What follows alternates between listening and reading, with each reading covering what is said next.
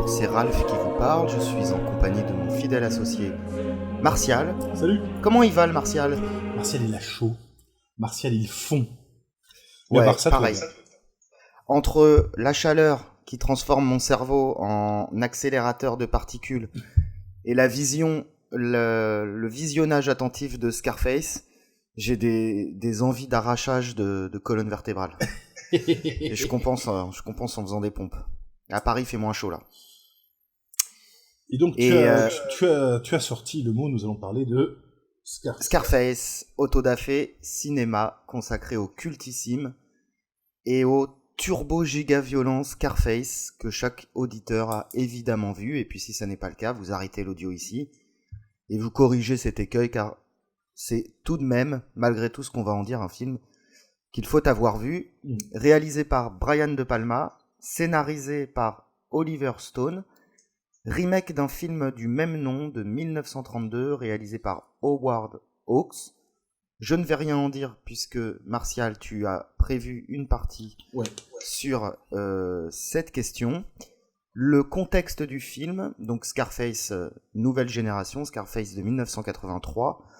On est en plein exode de Mariel. Jimmy Carter offre l'asile politique aux opposants du régime communiste de Cuba.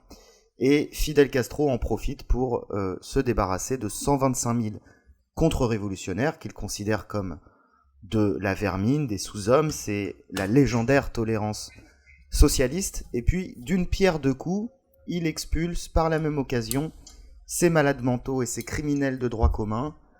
25 000 personnes à peu près. C'est cadeau, c'est pour toi, Amérique. Et tout ce petit monde va rejoindre la Floride dans des boat people surchargés. Et c'est sur ces images d'archives que s'ouvre le film, accompagné d'une musique hypnotique de Giorgio Moroder. Alors parmi ces criminels du paradis, ces criminels déchus du paradis socialiste, on va suivre le parcours de l'un d'entre eux, Antonio Montana, dit Tony Montana, fabuleusement interprété par un charismatique et électrisant Al Pacino, au sommet du firmament des étoiles de son art. Et le succès du film lui doit sûrement beaucoup, on y reviendra aussi. Alors, on fait connaissance avec Tony Montana tandis qu'il est interrogé par ce qu'on imagine être des agents des douanes américains et qui déjà vont être interloqués par son audace. On apprend au cours de cet entretien que c'est un tueur à gages, il emporte le tatouage dans la commissure de son pouce, on apprend qu'il a fait de la prison, et on déduit d'un imperceptible silence que le trafic de cocaïne l'intéresse au premier chef. Pas besoin de détecteur de mensonges pour comprendre que Tony Montana ne vient certainement pas en Amérique pour y vivre honnêtement, pour saisir sa chance comme on dit, mais pour accomplir ses rêves de criminel mégalomaniaque. Alors dans cette première scène, toujours, Scarface, le balafré, va s'attirer déjà les faveurs du public et du meilleur des publics, car, entre autres qualités, il déteste le communisme du plus profond de son âme, et comme toujours avec lui, il exprime cette détestation viscérale de manière simple et directe. Je peux pas imiter Tony Montana, mais tu connais le dialogue. La vie de rêve, on te dit quoi il faut penser, quoi écrire, quoi faire. Être le mouton. Tu bosses 8-10 heures en te crevant le cul, tu gagnes rien et rien il est à toi. Ce n'est pas la France qu'il décrit, même si on pourrait le croire, mais l'air de rien, c'est une critique politique extrêmement efficace de la pensée synthétique, fonctionnelle, virile, et on aime ça. Pas la peine d'écrire un bouquin de 1000 pages avec des mots savants pour expliquer que le socialisme est une idéologie de merde. Tony Montana n'est pas un étudiant en philo attardé qui encuculaille les mouches pour ne rien dire. Il ne donne pas dans la joute oratoire et la petite rhétorique de sans couilles. Avec lui, c'est droit au but, son manche est ferme, sa parole est d'acier, et on sait tout de suite à qui on a affaire, à une énorme Kaira méga bouillante. Alors ce que j'aime moi dans Scarface, c'est l'ascension de Tony Montana. La première heure du film, quoi. la manière dont il va se saisir de chaque occasion d'une manière époustouflante et totale. Il avance ses pions chaque fois qu'il le peut, sachant qu'il est parti, il n'avait même pas de pions, et il fait tout ça sans intellectualiser, il agit juste, il pense juste, il est extrêmement brutal, il ne fait pas dans la petite perfidie des faibles, il lance les grandes manœuvres sans jamais donner son cul et sans baisser les yeux. Tony Montana, c'est une énergie et c'est une volonté que rien ne peut ébranler.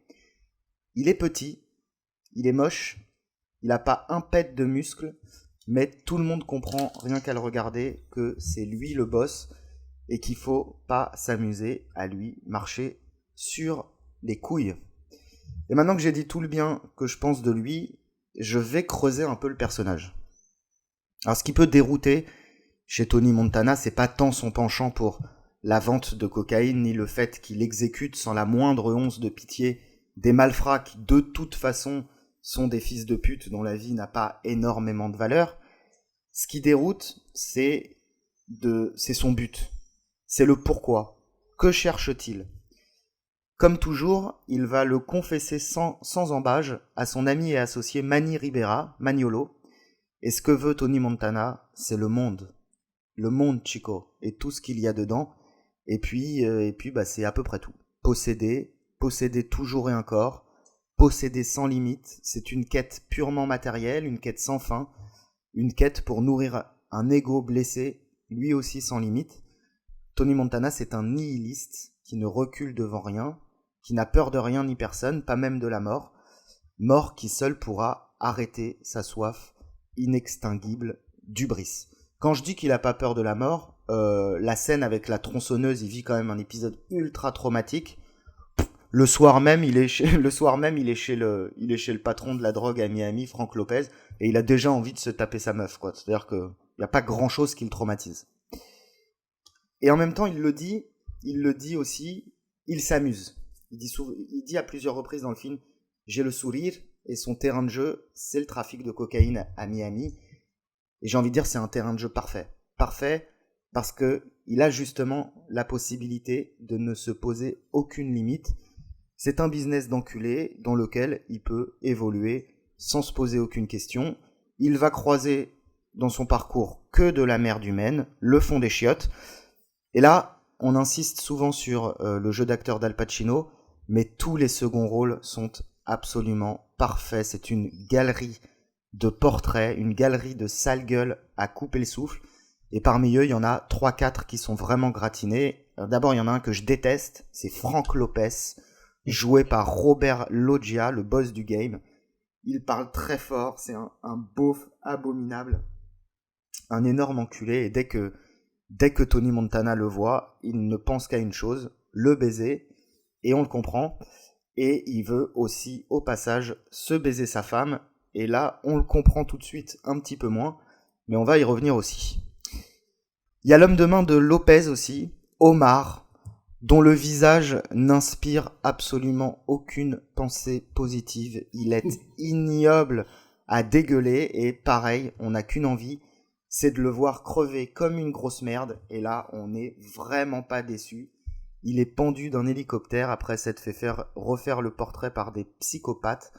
C'est absolument jouissif.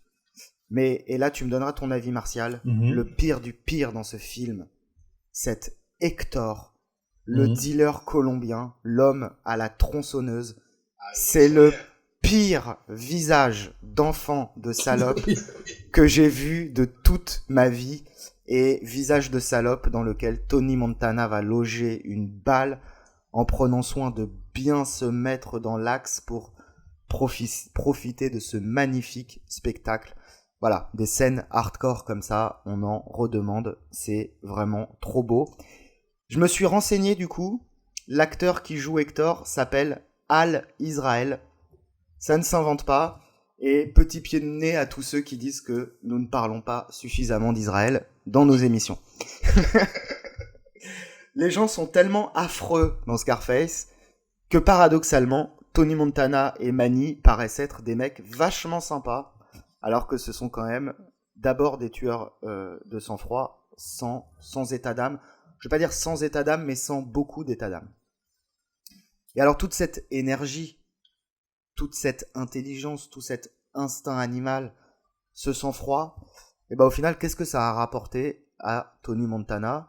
Ben, ça lui a rapporté une femme d'abord, Elvira Hancock, qui l'arrache au bras de Frank Lopez, après avoir fait exécuter Frank Lopez par Manny. Déjà, ça donne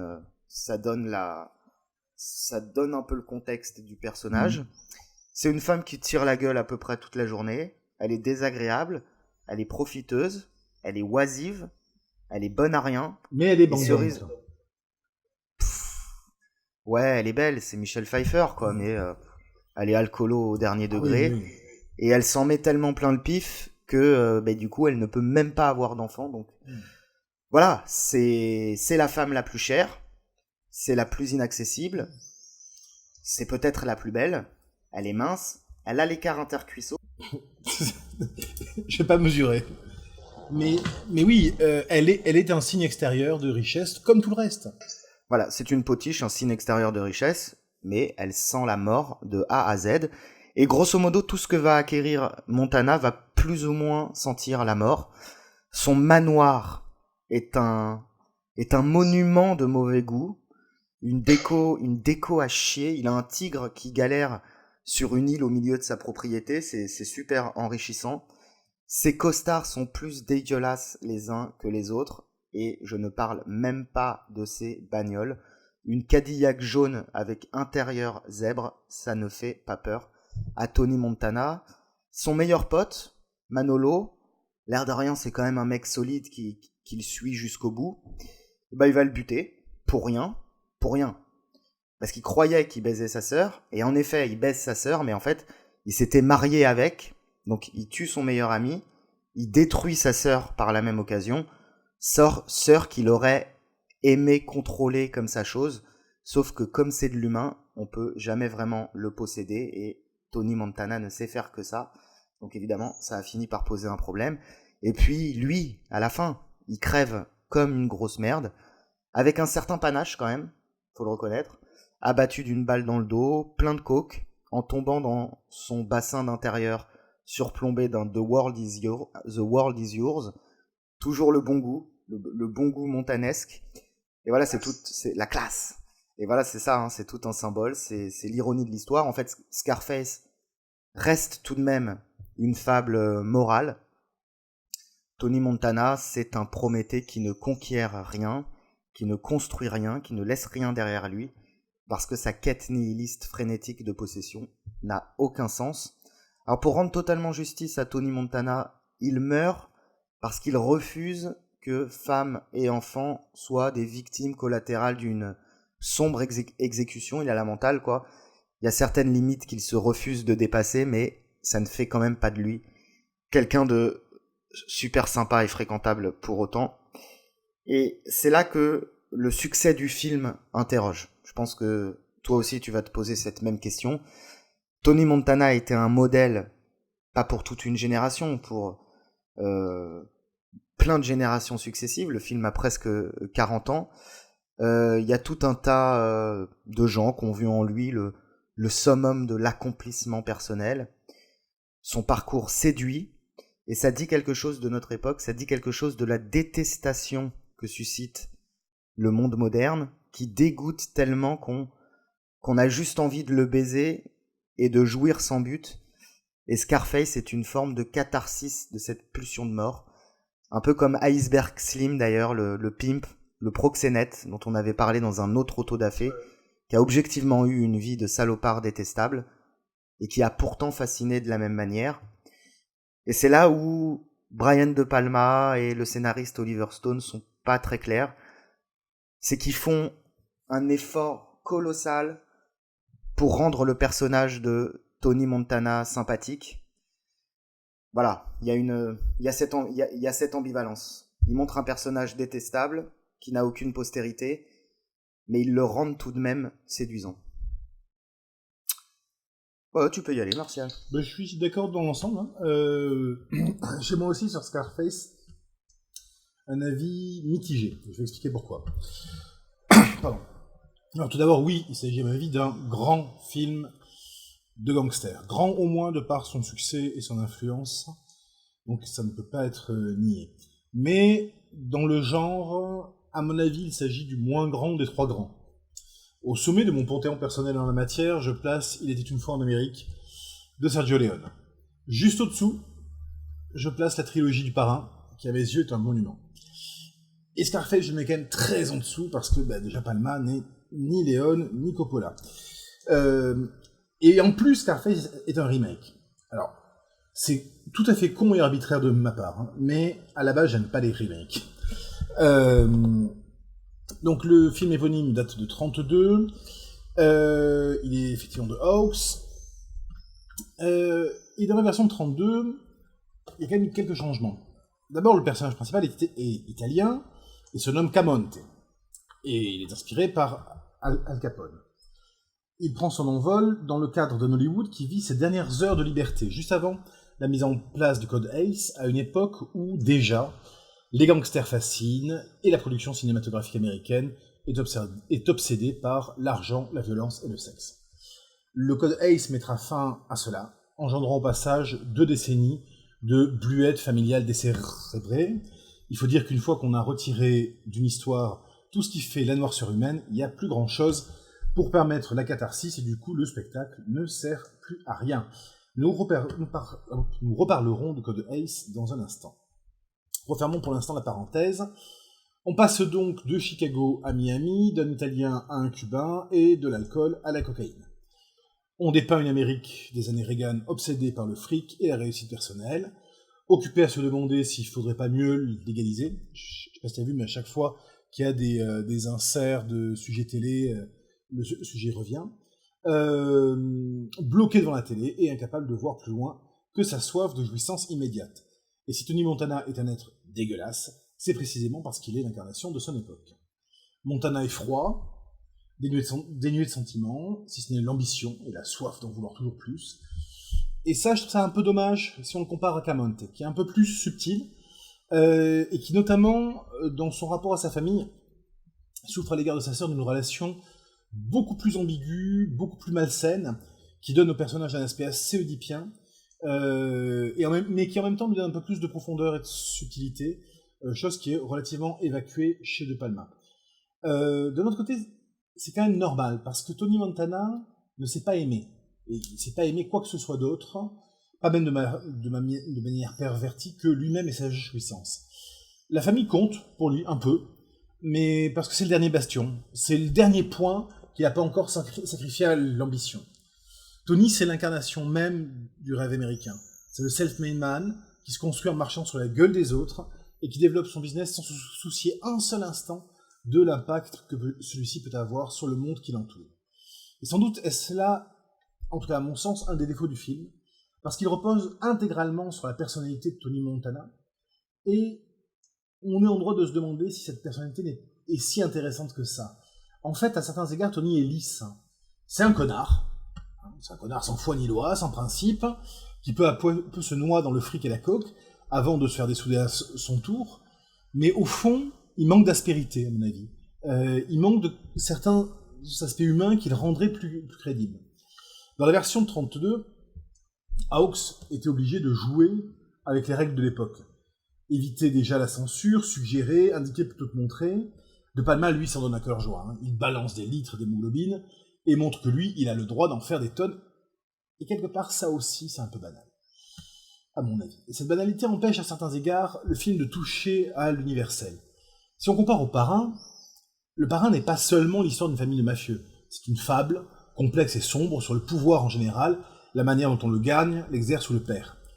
Scarface, pour moi, demeure au niveau de l'anecdotique, c'est-à-dire que c'est l'histoire de Tony Montana, et seulement son histoire. De temps en temps, on a l'impression que ça va s'élever, que ça va parler de choses beaucoup plus profondes, et je trouve que ça retombe un petit peu. D'accord. Alors, ouais, je suis pas en train de dire que c'est un mauvais film. Hein. À mon sens, c'est tout à fait regardable, c'est même plaisant. En revanche, j'ai beaucoup plus de mal à comprendre l'idolâtrie qu'il a soulevée. C'est un film pas mal, à mon avis avec un montage parfois poussif. Il y a quelques scènes très marquantes esthétiquement, Mais, à mon avis, une écriture et un montage moyen. Je trouve un tout petit peu trop prétentieux pour ce qu'il est vraiment, et c'est dommage. Dommage parce qu'il y avait d'excellents atouts à la base. Il y a un casting d'enfer, il y a une vision sans concession de l'American Dream, il y a un thème centré autour de l'hubris qui pouvait effectivement faire écho à l'universel, et tout ça finalement retombe dans le caniveau. On peut y voir d'ailleurs une sorte de chaînon manquant entre le réalisme crade des films des années 70 et la violence chorégraphiée des décennies d'après. On peut aussi faire le parallèle entre les scènes d'ouverture, qui relèvent du documentaire, et les scènes finales qui, elles, se situent dans un univers délirant, produit du mauvais goût et de la démesure de Tony, comme s'il s'agissait de dire « ouais, tout ça pour ça ».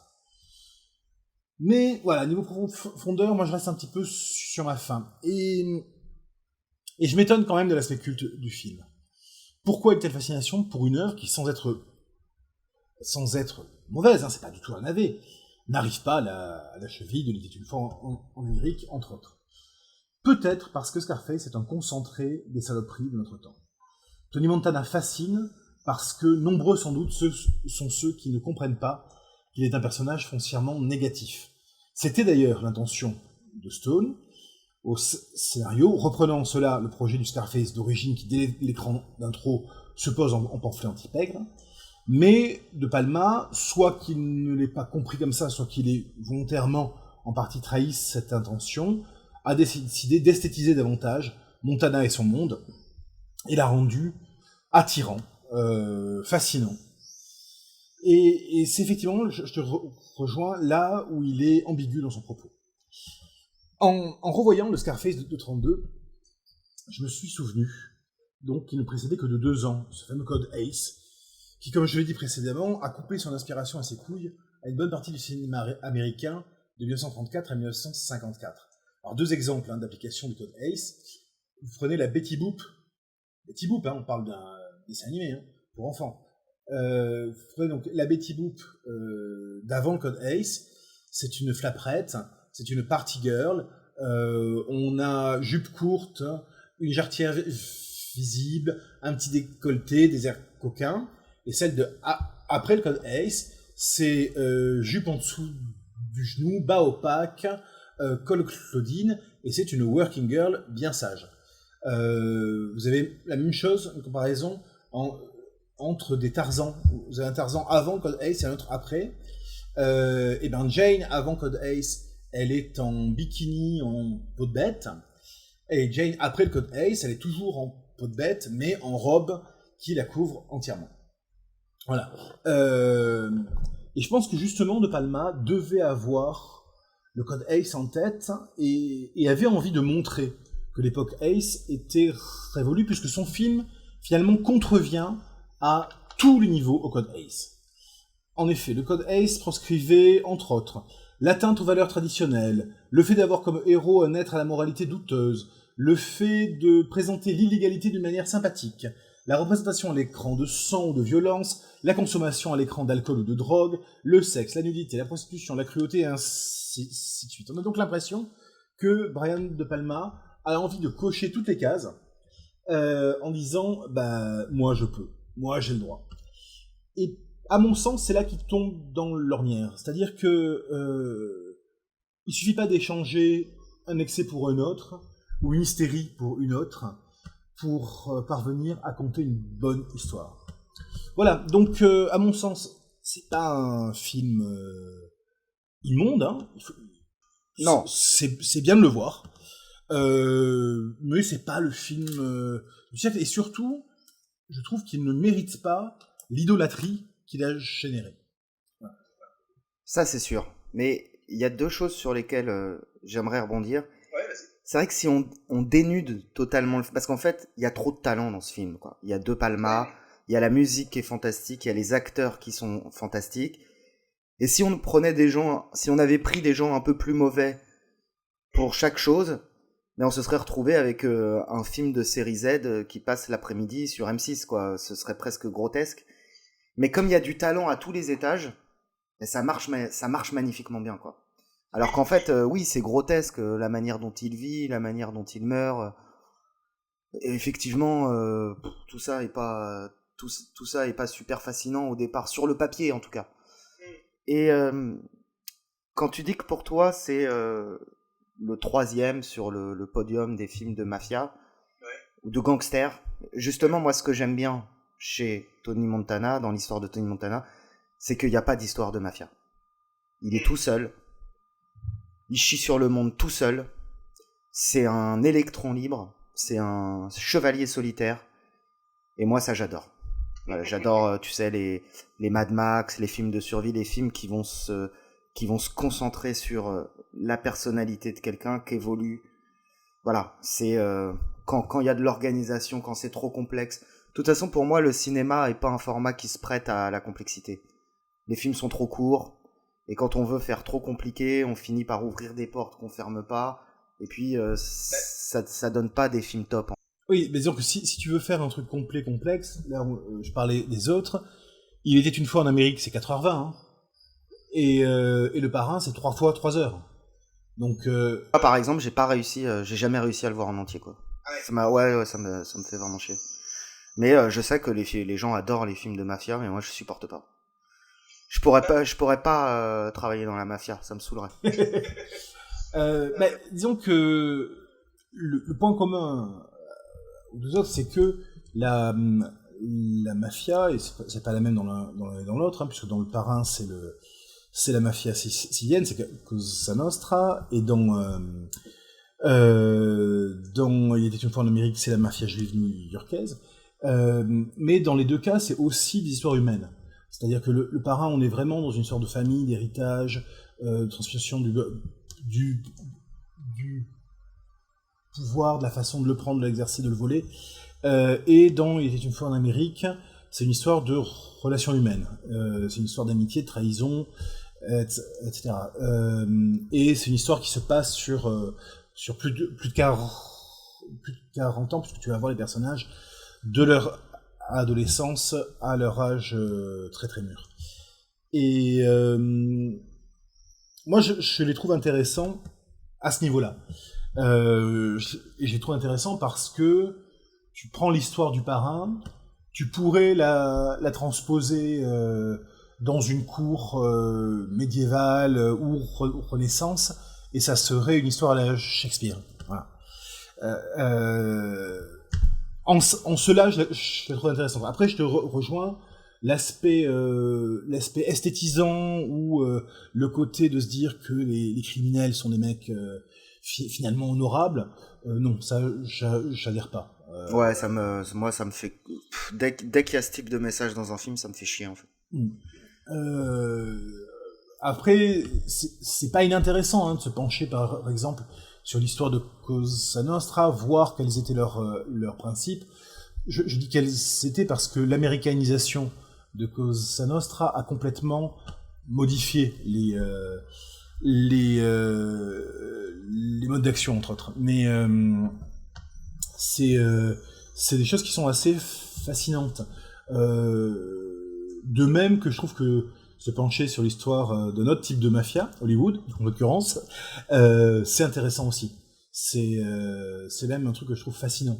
Parce que, voilà, comment sont produits les rêves et les fantasmes de la société occidentale, dans quelles conditions, par qui, comment, pourquoi, c'est un truc que je trouve assez extraordinaire. Si vous avez l'occasion de vous pencher un petit peu sur l'histoire d'Hollywood, c'est... je veux dire, au-delà du strass, des paillettes et tout ça, quoi, c'est extrêmement intéressant. Ouais, et dans l'histoire d'Hollywood, Scarface restera pour peut-être être le film qui a déglingué le plus de cerveau, quoi.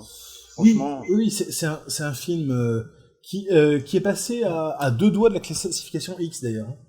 Ouais. Sans qu'on voit, sans qu'on y voit particulièrement beaucoup de cul, hein. Ouais, c'est plus la violence, hein. Il y a le sexe, bon. C'est la violence et c'est... Alors, il y a pas beaucoup de sexe représenté, mais il y a l'idée du sexe, je trouve. J'ai l'impression que l'idée du sexe est quand même omniprésente. T'as quand même l'impression que Tony a un peu la bite sous le bras, quoi. Je pense pas qu'il soit obsédé, mais il y a effectivement ce désir de possession. Tu vois, tu parlais tout à l'heure de sa femme, Elvira. Elvira, la glaciale Elvira. Mais je pense que le principal intérêt d'Elvira, c'est même pas elle. C'est qu'à travers elle, il nique son précédent boss.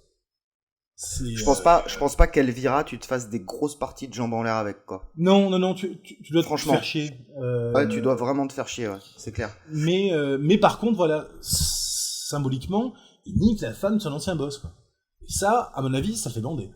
C'est la plus chère. Voilà, c'est ça. Petite anecdote sur le film. Ouais. La critique, elle était un peu... on rejoint un peu la critique de l'époque, puisque l'accueil a été assez froid. Stallone a été pressenti pour le rôle de Tony Montana. Je pense que ça aurait été une grosse erreur, puisque ce qui fait la force de Tony Montana, justement, c'est qu'il a pas du tout un physique de tueur, quoi. C'est tout, voilà, c'est ce que tu m'as dit tout à l'heure, quoi. C'est le mec, il est sur les nerfs, quoi. Et, c'est ses yeux, c'est sa volonté, c'est ça qui le rend fascinant. Si on avait mis un Stallone ou un Schwarzenegger à la place, il y avait même plus d'histoire, quoi. Bah, ça donnait un film à la Steven Seagal, quoi. Ouais, c'est ça, c'est exactement ça, ouais. Et par contre, dans le rôle de Manny, c'était John Travolta qui était pressenti au départ. Ah, ça aurait pu être bien, ouais. Mais ceci dit, celui qui tient le rôle est pas mal. Hein. Steven Bauer et ouais. Super bon Manny. Et moi, je suis pas du tout un puriste de la VO. Je m'en bats les couilles, je regarde tout en VF. Et quand tu m'as renvoyé la version du film pour qu'on se le remate, c'était une version VO non sous-titrée. Ah oui. Du coup, je me le suis maté pour la première fois en anglais. Ouais. Et bah, je vais te dire un truc. La version française, elle est carrément plus stylée que la version originale. Franchement. D'abord, les voix de Frank Lopez, les voix un peu, voilà, les voix qui servent un peu à quelque chose. Hein. Les voix de Frank Lopez et la voix d'Elvira, c'est vraiment un copier-coller. C'est super bien fait. Mais Al Pacino, celui qui double Al Pacino, j'ai pas son nom, il apporte encore plus de force, je trouve. Je préfère la version française. Bon, ouais, okay. Ouais, non, mais effectivement, moi, je ne... Alors, je vais faire mon gros snob. Je ne regarde que des films en VO. Ouais, je regarde Arte, les films ouzbeks, voilà. sous-titrés. C'est ça. Ou alors du film ouzbek, mais uniquement sous-titré danois, quoi. Ouais, voilà, c'est ça, ouais. Ouais, alors moi, ça, j'ai pas du tout ce fétichisme de la VO, je m'en branle. Franchement, les doubleurs, ils font un super boulot. Moi, je regarde un film pour me détendre le cerveau. Hein. Mais c'est pas pour me faire des nœuds au crâne. Hein. Alors, j'ai beaucoup de mal avec les doublages sur les films sérieux, disons. Par contre, il y a certains trucs. Par exemple, j'ai revu il y a pas très longtemps des épisodes de Ken le Survivant avec un doublage français qui est complètement en roue libre. Tu sens que les mecs, ils ont picolé dans le studio. C'est extraordinaire. Les voix dans Ken le Survivant en français, c'est de la bombe atomique. Oui, de toute façon, là, tu parles de Ken le Survivant, tu parles à mon cœur. Mais c'est ça aussi hein, qui me plaît dans Scarface, c'est que moi, j'adore ce genre de trucs. C'est les Mad Max, les Ken le Survivant. Dans un autre genre, Mon nom est personne. Ouais. Ah, on suit un mec, voilà. Et on le connaît pas, on sait pas ce qu'il a fait avant, on sait pas ce qu'il fera après. On suit juste comme ça un petit passage de son existence et ça c'est du cinéma que j'adore. Mais moi j'ai tout dit ce que j'avais à dire. Idem, écoute, je crois qu'on a à peu près fait le tour du sujet. Il nous reste à souhaiter aux clients du bistrot de très bonnes vacances. Nous allons nous reposer un petit peu au mois de juillet. Et on va bosser très très dur pour vous offrir quelque chose, peut-être, on espère à la fin de l'année. Ouais. On espère à la fin de l'année. Donc n'hésitez pas à nous suggérer des bouquins, des films, etc. En attendant, bouquinez bien. Regardez plein de films. Ouais, lisez des bouquins sur la plage cet été. C'est vraiment l'été, c'est le meilleur moment pour lire. Ouais, vraiment. Et donc nous vous souhaitons de bonnes vacances malgré la canicule. Et vous disons à très bientôt. Ciao. Ciao.